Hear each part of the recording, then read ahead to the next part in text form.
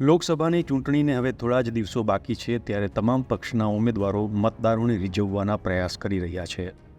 એ જ રીતે છોટાઉદેપુર બેઠકના કોંગ્રેસના ઉમેદવાર સુખરામ રાઠવા અંતરિયાળ વિસ્તારના કડુલી મહુડી પહોંચ્યા હતા.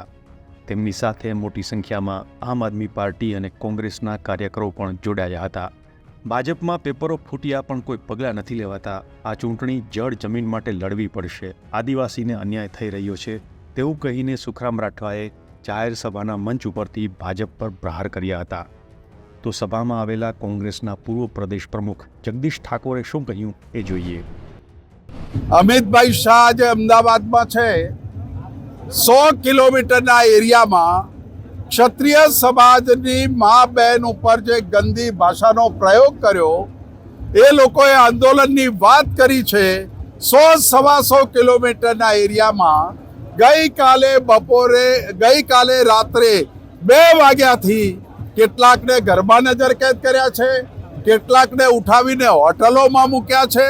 કોઈ વોરંટ નહીં, કોઈ જાહેરનામું નહીં, કોઈ નિયમ નહીં. પોલીસ ધારે ત્યારે ઉઠાવી જશે, ત્યારે ત્યારે છોડશે. આ હિટલરશાહી છે અને આવતા દિવસોમાં આ વધવાનું છે.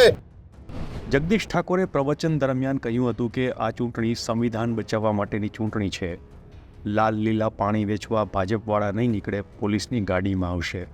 લાલ લીલા પાણીથી લલચાશો નહીં, દારૂ પીવડાવી તમને મત આપતા રોકશે તે ચેતવવા આવ્યો છું, એમ પણ જગદીશ ઠાકોરે જણાવ્યું હતું. છોટાઉદેપુર બેઠક પર ભાજપના ઉમેદવાર જશુભાઈ રાઠવા અને કોંગ્રેસના ઉમેદવાર સુખરામભાઈ રાઠવા વચ્ચે બરાબરનો જંગ ખેલાઈ રહ્યો છે. વિજેતા કોણ બનશે તો મતદારો જ નક્કી કરશે. છોટાઉદેપુરથી રેહાન પટેલનો રિપોર્ટ, વાઇબ્સ ઓફ ઇન્ડિયા.